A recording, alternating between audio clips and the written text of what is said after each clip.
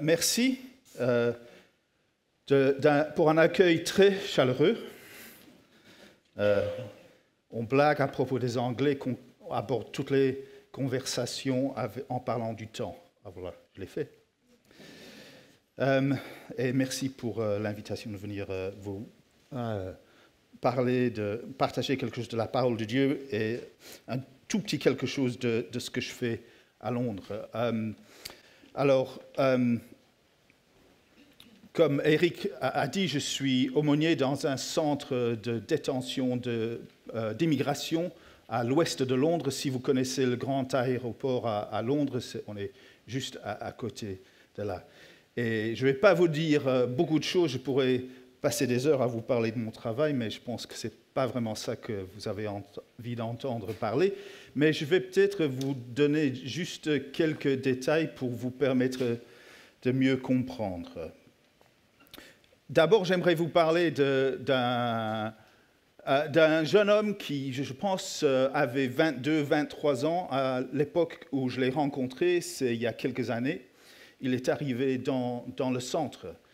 Il venait d'Afghanistan.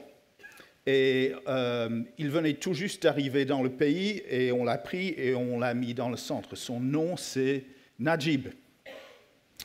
Et Najib venait d'une province au centre de l'Afghanistan.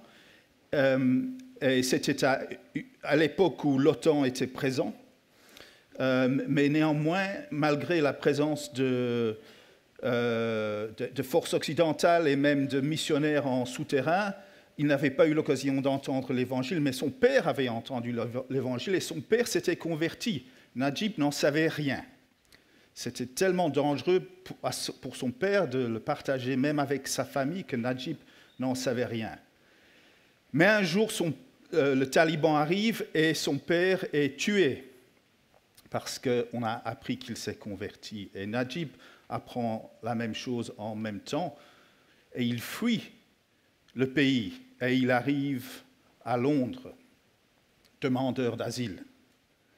Ne connaissant pas encore l'Évangile, mais fort ouvert et fort intéressé. Et on a eu l'occasion de faire, et parlant l'anglais, en fait, parce qu'il avait eu l'occasion de travailler avec des NGO. NGO, c'est anglais, ça, hein? ONG. Vous pouvez me corriger comme ça. Des ONG là, en Afghanistan. Et donc, il avait un assez bon anglais. Et on a pu lui présenter l'Évangile. Et il a accepté le Seigneur, on l'a baptisé.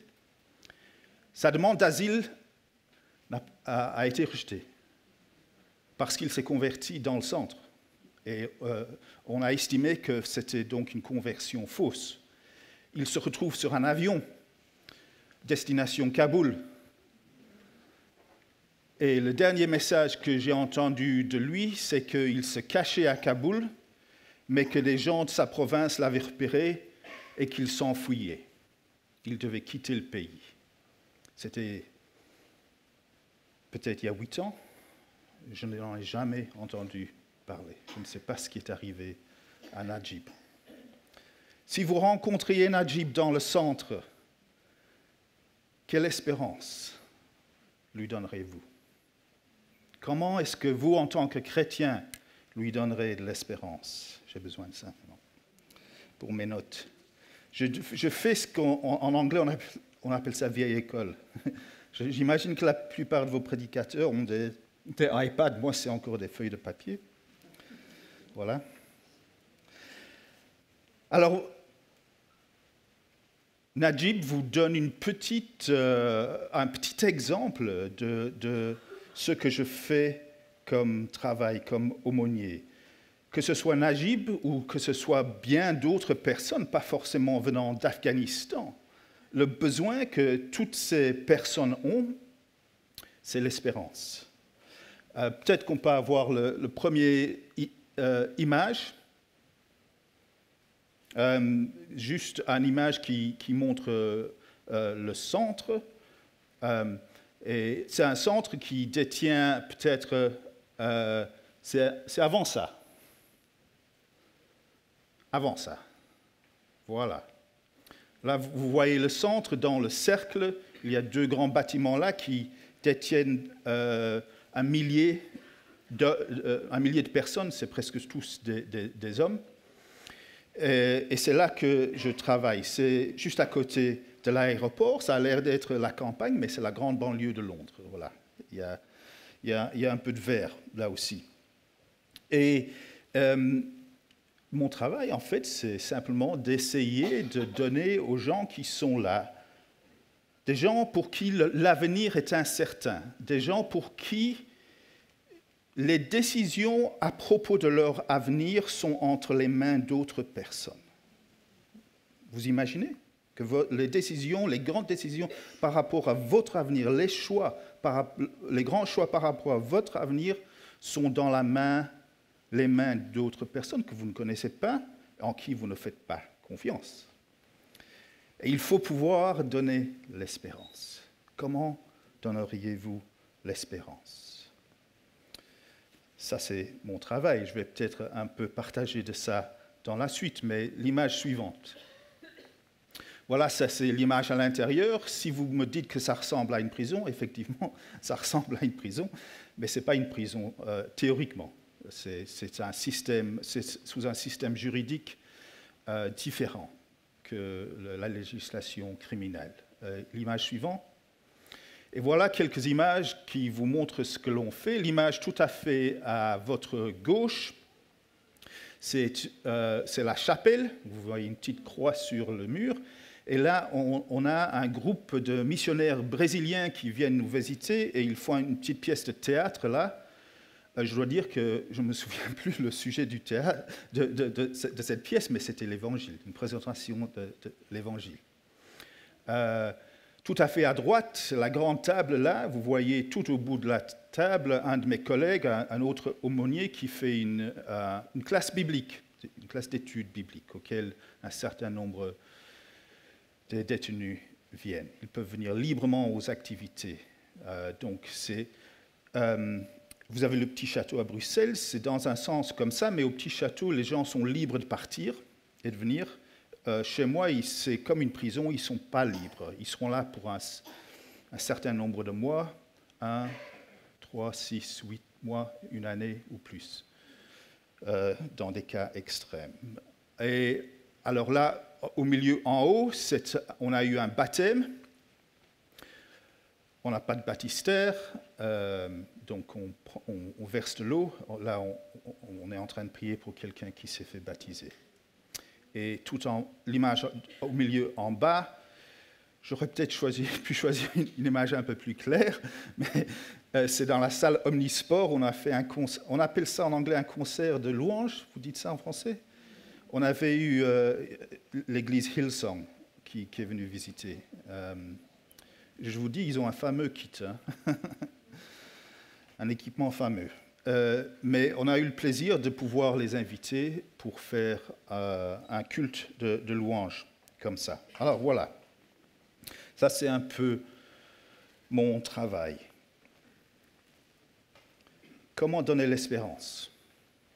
Et j'aimerais faire une distinction, je ne sais pas si vous la faites, entre l'espoir et l'espérance. Parce que certains parlent de l'espoir comme quelque chose qui fait rapport à une possibilité hypothétique de l'avenir. C'est quelque chose qui pourrait se passer. On espère que ceci va se passer. J'espère que mon cas d'asile sera accepté. J'espère que mon avocat sera un bon avocat. Mais il n'y a absolument aucune certitude. Mais ce n'est pas de ce genre d'espoir que je veux vous parler ce matin. Je veux vous parler de ce que moi, je vais appeler l'espérance chrétienne, mais je vais juste l'appeler l'espérance. Comment donner de l'espérance? L'espérance chrétienne étant une attente ardente et confiante que Dieu va agir pour nous. Et c'est une attente qui nous libère de la crainte de l'avenir, quel que soit l'avenir. Et nous avons tous besoin d'espérance. Moi, je travaille au centre, je vais là 5 jours par semaine, mais chaque soir, je rentre chez moi. Je n'ai pas besoin de la même espérance dans un sens que les gens qui sont là, mais j'ai besoin d'espérance. Parce que toute personne qui souffre a besoin d'espérance, que ce soit une souffrance physique, que ce soit une souffrance d'un autre type, une souffrance émotionnelle, disons. Mais quelle que soit notre souffrance, et je ne vous connais pas, j'en connais quelques-uns, c'était un grand plaisir de renouveler, de voir des gens comme Philippe et d'autres, et de voir des gens, de rencontrer dans la chair des gens que je connais sur les réseaux sociaux. Mais à part ça, je ne vous connais pas. Et pourtant, je sais que vous avez besoin d'espérance. Parce que je sais que vous avez dans votre vie très certainement une souffrance. Et lorsque nous vivons sans espérance, nous vivons dans la crainte de l'avenir. Et je me prêche à moi-même. Vous savez, parfois, je me réveille au milieu de la nuit et je pense à l'avenir. On a tous besoin d'espérance. Vous pouvez peut-être trouver l'image qui fait référence à un pasteur américain qui s'appelle Rasoul Berry et qui lui parle de la différence entre, ou plutôt de la possibilité d'avoir une foi, mais une foi sans espérance. Qu'est-ce que j'entends par là? En fait, c'est ce que lui il entend par là, mais je pense comme lui. C'est-à-dire que nous avons la foi, nous croyons en Dieu, nous croyons en Jésus, nous croyons au pardon des péchés. Nous voyons Dieu agir dans la vie des autres et nous croyons que c'est Dieu qui agit, mais nous avons du mal à croire que Dieu voudrait agir dans notre situation, dans nos circonstances. Et c'est ce que lui appelait la foi sans espérance. Et c'est quelque chose qui est très problématique parce que si notre espérance n'est pas en Dieu, alors on cherchera à placer notre espoir, pas l'espérance, notre espoir dans quelque chose d'autre. Et c'est là que j'aimerais maintenant vous lire quelques versets de la Bible, de la première épître de Pierre, les versets, chapitre 1, versets 1 à 9. De la part de Pierre, apôtre de Jésus-Christ, à ceux qui sont étrangers et dispersés dans le Pont, la Galatie, la Cappadoce, l'Asie et la Bithynie, à vous qui avez été choisis conformément à la prescience de Dieu le Père et conduits à la sainteté par l'Esprit, afin de devenir obéissants et d'être purifiés par le sang de Jésus-Christ. Que la grâce et la paix vous soient multipliées. Béni soit Dieu, le Père de notre Seigneur Jésus-Christ. Conformément à sa grande bonté, il nous a fait naître de nouveau à travers la résurrection de Jésus-Christ pour une espérance vivante, pour un héritage qui ne peut ni se détruire, ni se souiller, ni perdre son éclat. Il vous est réservé dans le ciel, à vous qui êtes gardés par la puissance de Dieu, au moyen de la foi, pour le salut, prêt à être révélé dans les derniers temps. C'est ce qui fait votre joie, même si maintenant, puisqu'il le faut, vous êtes pour un peu de temps, attristés par diverses épreuves. Ainsi, la valeur éprouvée de votre foi, beaucoup plus précieuse que l'or, qui est périssable, et que l'on soumet pourtant à l'épreuve du feu, aura pour résultat la louange, la gloire et l'honneur, lorsque Jésus-Christ apparaîtra. Vous l'aimez sans l'avoir vu, vous croyez en lui sans le voir encore, et vous vous réjouissez d'une joie indescriptible et glorieuse parce que vous obtenez le salut de votre âme pour le prix de votre foi. Amen. Une accueil très chaleureuse. Et c'était de l'eau pétillante, c'est un bon choix. Peut-être un petit zeste de citron la prochaine fois. Et un glaçon. Sinon, l'accueil est très bon. Hein. Alléluia. Alors, j'aimerais vous faire remarquer que les destinataires de cette lettre de Pierre, il les adresse comme étrangers et d'une région qu'aujourd'hui on appellerait la Turquie. C'est la plus grande partie de l'Anatolie, la Turquie en Asie. Et il s'adresse à eux comme étant des étrangers. En fait, il s'adresse à eux, si on voit le contexte et si on voit aussi la langue d'origine, comme des exilés, des gens en exil. C'est-à-dire pas dans leur pays d'origine, c'est-à-dire pas là où ils veulent être. Et l'exil, parfois, c'est quelque chose de littéral, comme ces gens ici, les habitants de ces régions de la Turquie, ces chrétiens qui reçoivent la lettre. Mais toute souffrance est une forme d'exil. C'est une séparation d'avec ce que Dieu nous promet. Nous savons que Dieu veut nous bénir. Non seulement il veut nous bénir, mais il promet de nous bénir.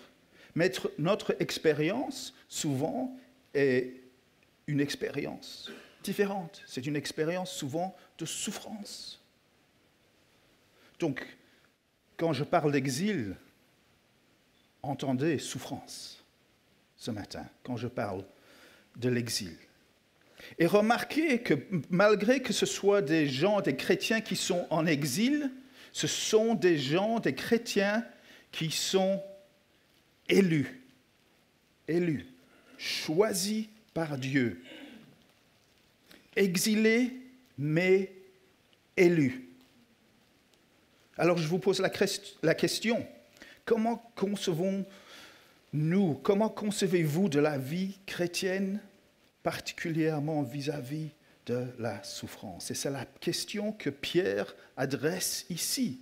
Comment vivons-nous dans l'espace qui nous sépare, qui sépare notre réalité présente de la réalité qui nous est promise? Comment vivons-nous dans cet espace? Je vais vous lire une citation de Johnny Erickson. Je l'ai traduite moi-même, donc j'espère que ça ira. La plupart des gens, même la plupart des chrétiens, veulent la vie comme nous l'aimons. Nous voulons que la vie soit une longue série de journées confortables avec seulement d'occasionnels moments durs et douloureux. Je le relis. La plupart des gens, même la plupart des chrétiens, veulent la vie comme nous l'aimons. Nous voulons que la vie soit une longue série de journées confortables avec seulement d'occasionnels moments durs et douloureux. Je pense que ceux d'entre vous qui connaissez Johnny, vous savez qu'elle a connu plus que d'occasionnels moments durs et douloureux. Et c'est la vie, c'est l'expérience de beaucoup de chrétiens, certainement dans le monde en dehors de l'Occident et même parmi nous. Pour beaucoup d'entre nous, la réalité est quelque chose de différent. Et que faisons-nous quand cette souffrance n'est pas occasionnelle, quand cette souffrance continue? Comme je disais, si nous avons une foi, mais que nous manquons d'espérance, nous cherchons à garantir notre espoir, nous cherchons à garantir notre sécurité par d'autres moyens, des choses que nous pouvons contrôler, que ce soit le succès professionnel, afin d'obtenir une sécurité matérielle, ou le succès, ou plutôt les relations. Nous cherchons celui ou celle qui nous comblera, qui nous donnera satisfaction et une sécurité émotionnelle. C'est même la religion. Nous pratiquons certaines choses afin de nous garantir une sécurité spirituelle. Ou peut-être que nous cherchons l'évasion. Nous cherchons à dénier le problème. Nous poursuivons des activités qui nous permettent d'oublier. Ça, c'est un truc génial pour oublier. Hein? La plupart d'entre vous avaient ça. Je m'aperçois quand je suis dans une situation inconfortable avec quelqu'un, c'est à ça que je tourne. Hein? Ça me distrait. Ça permet l'évasion. Je ne dis pas que c'est une bonne chose. Je ne vais pas la jeter. Hein? Mais souvent, nous cherchons l'évasion. Mais ces choses que nous pensons pouvoir contrôler, on ne peut pas les contrôler. Les relations, notre carrière, nous ne pouvons pas contrôler ces choses. Donc comment vivre dans cet espace en attendant ce qui nous est promis?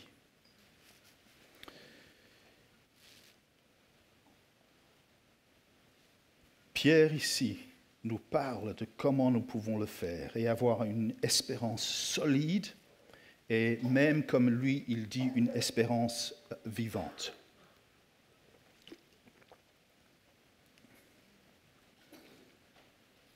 La première chose que j'aimerais vous dire à ce propos, c'est que dans la Bible, l'exil est une place où Dieu est à l'œuvre. L'exil est une place où Dieu est à l'œuvre. Je vais dire ça autrement. La souffrance est une place que Dieu utilise pour avancer son plan.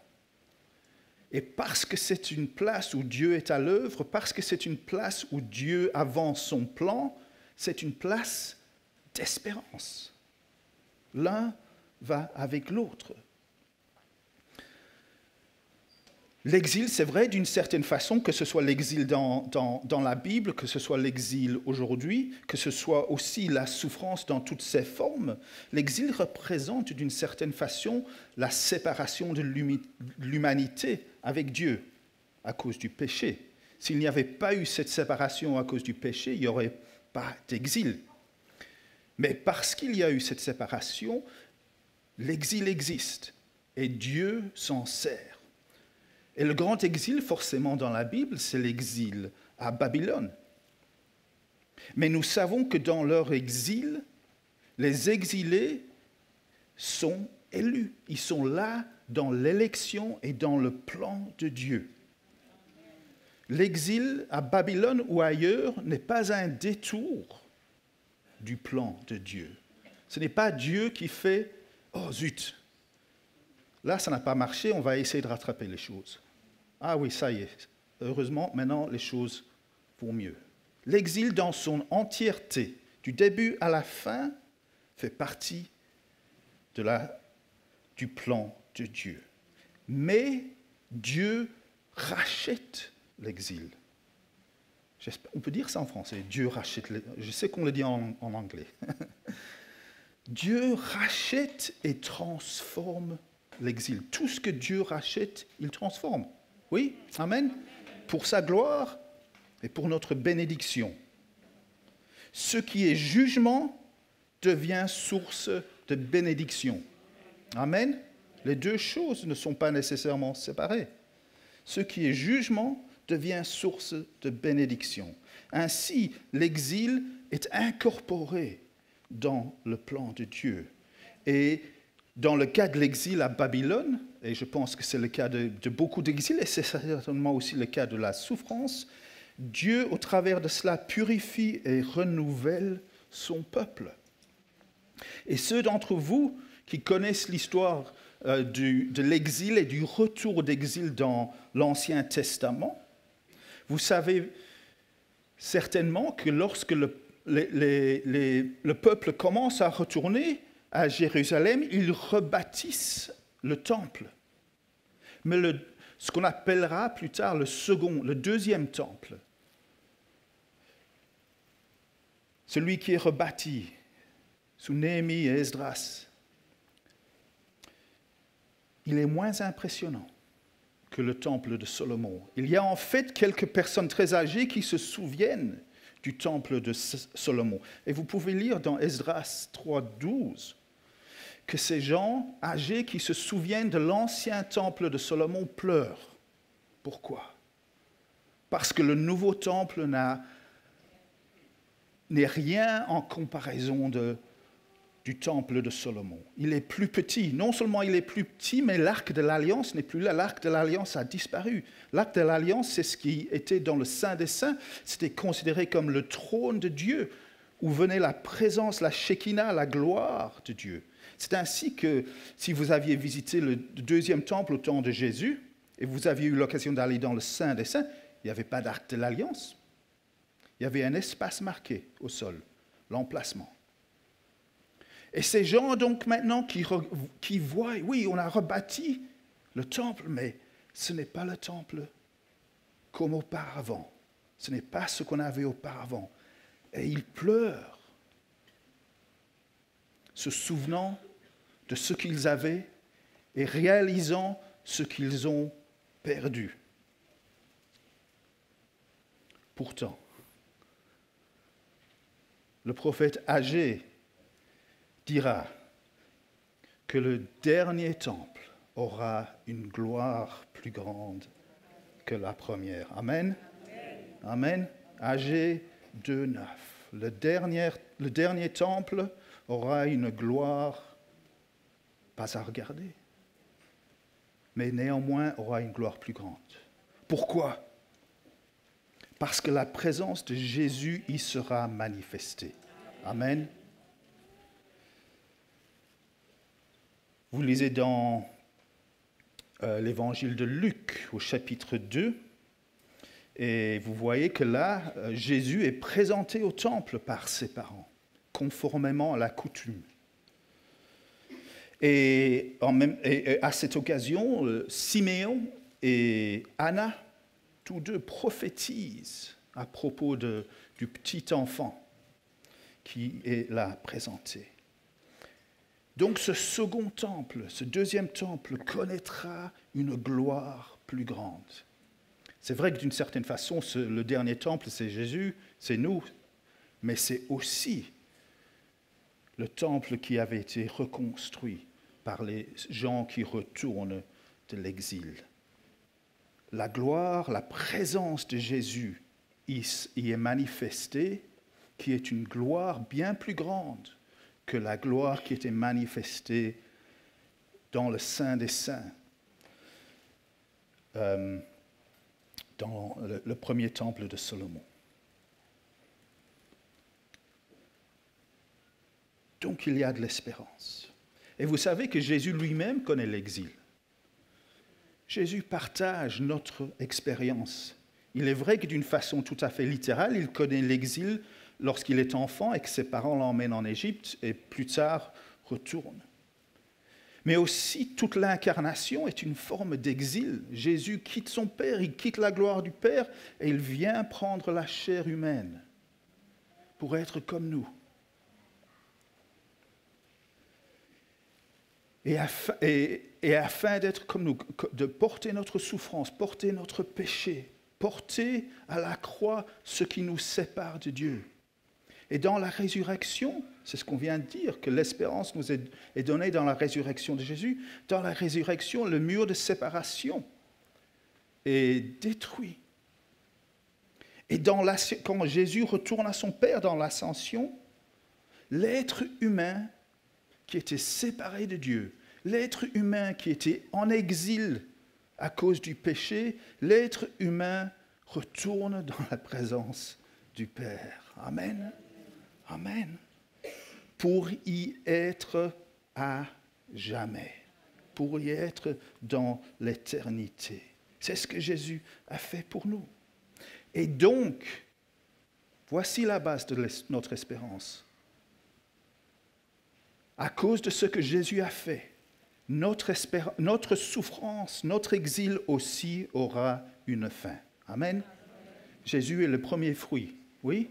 Il est retourné le premier fruit d'entre les morts. Et nous le poursuivrons un jour. Il a racheté, il a transformé notre exil et notre souffrance. Et il reviendra un jour. Et nous voyons ça à la fin de la Bible, où la nouvelle Jérusalem, le ciel, le trône de Dieu, l'endroit où Dieu est entrôné, descend et réuni à la terre. Dieu vient à nous afin que nous puissions aller librement vers lui. Amen. Amen. Donc, mes amis, notre espérance est fondée sur le plan de Dieu, son élection, son œuvre, pas sur nos circonstances, mais sur le plan de Dieu. Et notre souffrance, votre souffrance, a un sens et a un but dans le plan de Dieu.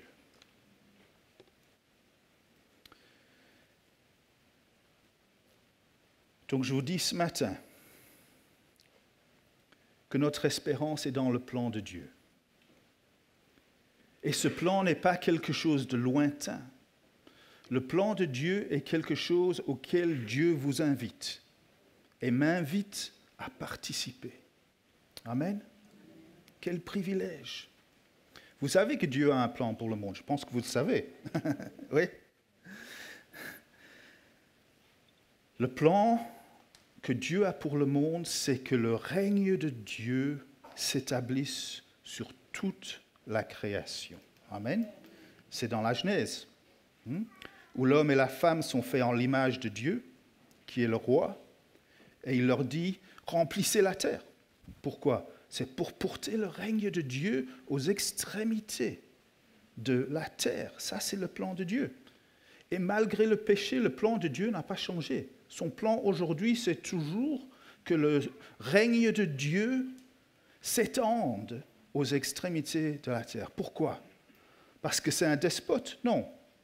Parce que c'est là que se trouve la vie, c'est là que se trouve la bénédiction, c'est là que se trouve la vie éternelle. Et comme au commencement, le plan de Dieu, Dieu veut que son plan se réalise au travers d'hommes et de femmes qui le connaissent et lui obéissent. Le plan de Dieu n'a pas changé. Et sa méthode fondamentale n'a pas changé. C'est au moyen d'hommes et de femmes qui le connaissent et lui obéissent que Dieu veut réaliser son plan aujourd'hui. Donc il nous invite, il vous invite à faire partie de son plan. Il vous invite à vivre pour Dieu. Amen. De poursuivre la sainteté, comme Pierre en dit. Conduire à la sainteté, de vivre dans l'obéissance et de réaliser ce que je pense que vous appelez aussi en français la grande commission de Matthieu 28, 19. Aller dans le monde, faire des disciples. Mais ça veut dire quoi aller dans le monde ? Ça veut dire choisir l'exil. Aller dans le monde, ça veut dire choisir l'exil. Et aujourd'hui, c'est une réalité que nous voyons dans le monde. L'exil qui est utilisé par Dieu pour réaliser sa mission, pour réaliser la grande commission, pour qu'il y ait des disciples, des gens qui suivent Jésus aux quatre coins du globe. Et on le voit chez nous, les chrétiens qui viennent ici en Europe pour revivifier l'Église chez nous. C'est une de mes joies au centre je suis là tous les dimanches pour le culte. Pas ce dimanche-ci, je vous le signale, mais j'ai trouvé un remplacement. Mais normalement, je suis là le dimanche. Et c'est une de mes joies d'être là avec des chrétiens de partout pour qui ont une foi vraiment vivante. Parfois, je me souviens d'un dimanche récent où il y avait un Géorgien, pas américain, des Caucases, qui ne parlait pas l'anglais, un Roumain qui ne parlait pas l'anglais, un Albanien qui ne parlait pas l'anglais. C'était compliqué. Mais c'est aussi une joie d'être avec le peuple de Dieu, une représentation de l'avenir que nous voyons dans le livre de l'Apocalypse, où Dieu rassemble un peuple de toute tribu, toute langue et toute nation. J'ai fait un détour, je dois retrouver où j'en étais.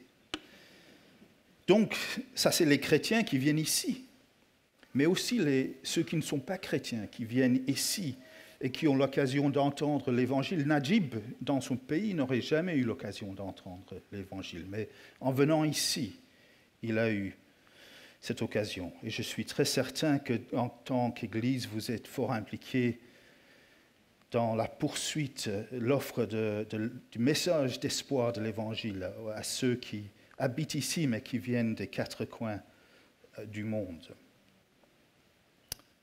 Une autre réalité de la Grande Commission, c'est qu'elle est souvent réalisée, je vous ai dit, c'est choisir l'exil. Pour aller faire des disciples dans le monde entier, il faut choisir l'exil.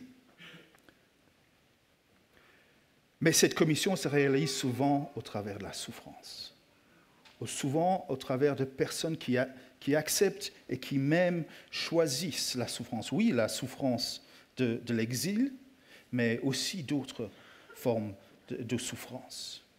Dieu nous demande à être prêts à choisir la souffrance, à choisir l'exil, afin de lui obéir et de le servir dans sa mission.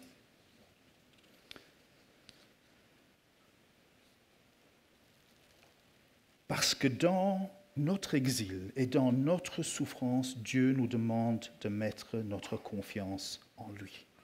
Amen. Et dans la souffrance, de le servir.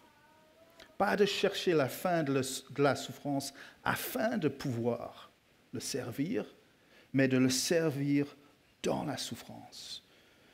Une de mes joies au travail, c'est des chrétiens qui viennent et qui sont dans la souffrance. Ils ont souvent une famille qu'ils ne peuvent pas soutenir. Ils font face à une séparation peut-être avec leur famille, avec une femme et des enfants. Et pourtant, dans le centre, ils cherchent à servir le Seigneur. Amen. Ils témoignent du Seigneur à d'autres. Ils n'attendent pas de sortir du centre pour commencer à servir ou pour recommencer à servir le Seigneur. Dieu nous demande donc d'avoir une espérance fixée sur notre héritage à venir, pas sur nos circonstances. C'est une espérance qui ne peut pas être détruite. Même l'or, Pierre dit, peut être détruite. C'est difficile, hein? Vous pouvez trouver un objet en or vieux de plusieurs milliers d'années et encore en très bon état. Et pourtant, Pierre dit, notre espérance est encore plus solide que ça, parce que c'est une espérance qui est éternelle, une espérance qui est vivante. Et un jour, comme on le voit au chapitre 21 et 22 de l'Apocalypse, un jour, cette espérance qui nous est réservée descendra et nous la vivrons. Mais pour aujourd'hui, nous avons, et j'espère que nous avons une attente ardente, pas seulement ardente, mais aussi confiante, que Dieu va certainement agir pour nous. Amen. Pas seulement après la résurrection, mais même maintenant. Amen. Nous ne savons pas toujours comment, mais nous pouvons avoir une attente ardente et confiante que Dieu va certainement agir pour nous. Ça, c'est l'espérance qui nous libère de la crainte de l'avenir. C'est une absence de crainte de l'avenir sans connaître l'avenir, sans vouloir préciser ou prescrire ce que l'avenir contiendra, mais une confiance qui permet à Dieu d'être Dieu. Et c'est une espérance qui nous permet d'avoir de la joie. Amen. Même nos expériences les plus douloureuses, Dieu peut les racheter. Ils peuvent avoir un but, à nous préparer à participer à la mission de Dieu. Ça ne veut pas dire que nous sommes aveugles à la souffrance. Ça ne veut pas dire que nous sommes anesthésiés à la souffrance. Mais ça veut dire que nous voyons au-delà de la souffrance. Il y a un verset, je vais essayer de le traduire, qui dit à propos de Jésus que pour la joie qui était devant lui, il a enduré en anglais c'est la honte de la croix. Merci. C'est bien. Je suis doublement content que Philippe est là. C'est ma concordance.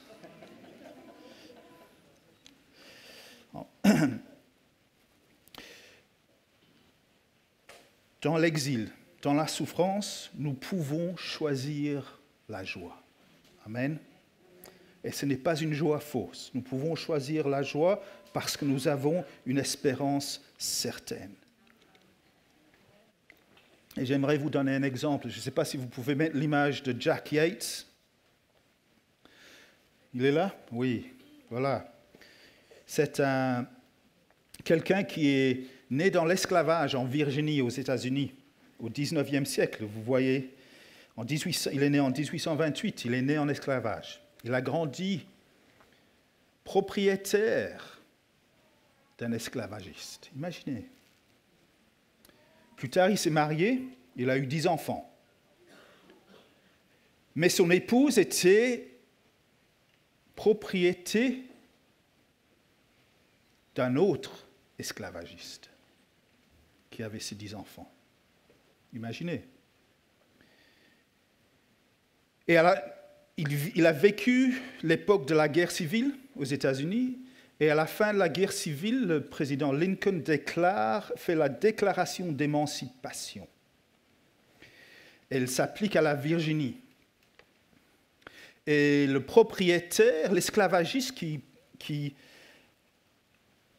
avait Jack, décide de libérer ses esclaves. Mais voilà, c'est compliqué l'histoire parfois. Tous les esclavagistes n'ont pas fait la même chose. Il se fait qu'à l'époque, le Texas est resté un bastion d'esclavagisme pendant encore plusieurs années. Parce que le Texas, à l'époque, c'est loin de Washington.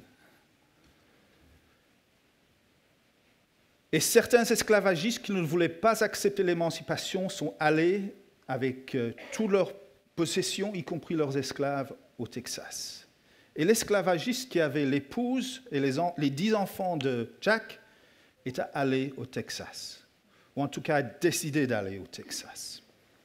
Imaginez la situation, vous êtes Jack Yates, qu'est-ce que vous faites?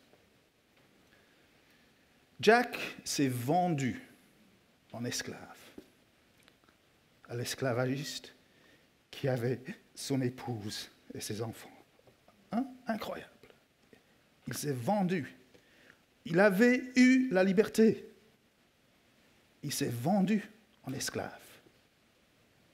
Vous savez ce que c'est? Ça, c'est ce que Jésus a fait pour nous. Mais quelle espérance il avait, Jack, de voir au-delà du présent pour faire son choix. Un choix incroyable. Heureusement, quelques années plus tard, les autorités fédérales changent la situation au Texas et Jack et toute sa famille sont libérés. Mais ça, ils ne le savaient pas à l'avance.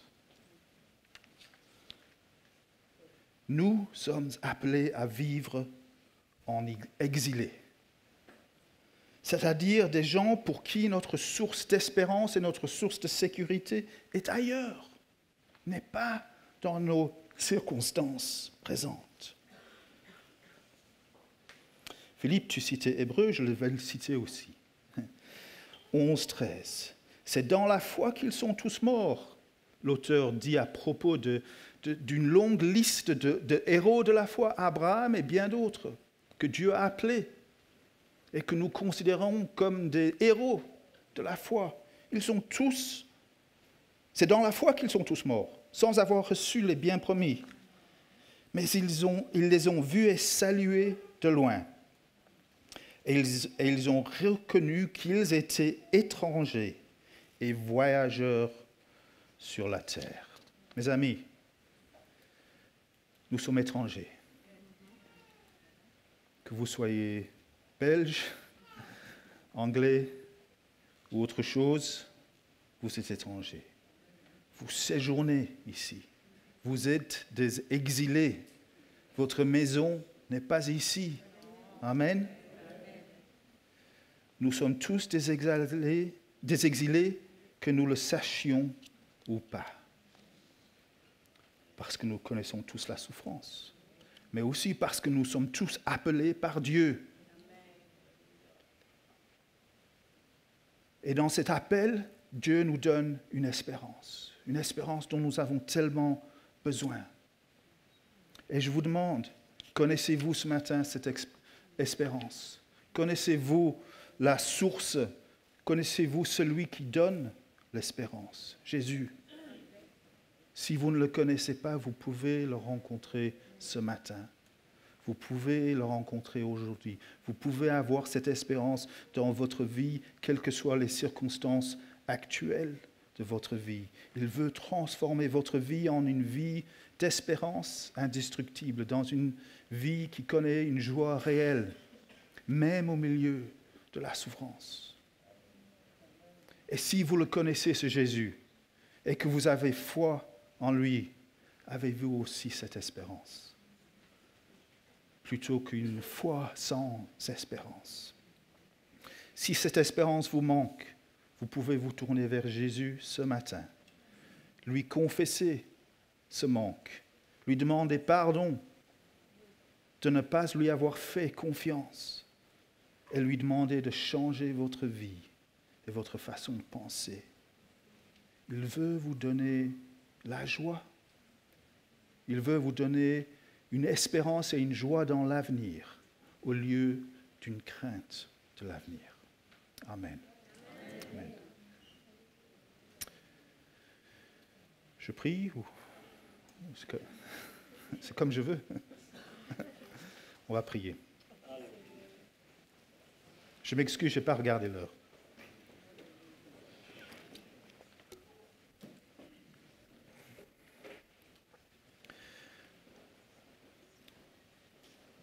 Seigneur,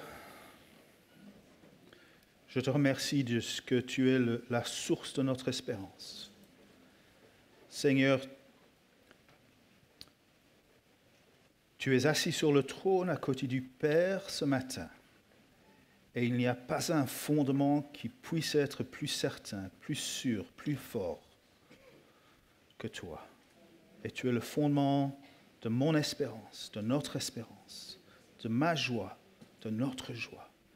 Seigneur, je prie que pour chacun d'entre nous, quelles que soient nos circonstances ce matin, que tu renouvelles cette espérance ou que tu nous la donnes pour la première fois, Seigneur, à ceux qui ne l'ont jamais eu. Au nom de Jésus. Amen. Merci Patrick. Merci de ramener nos salutations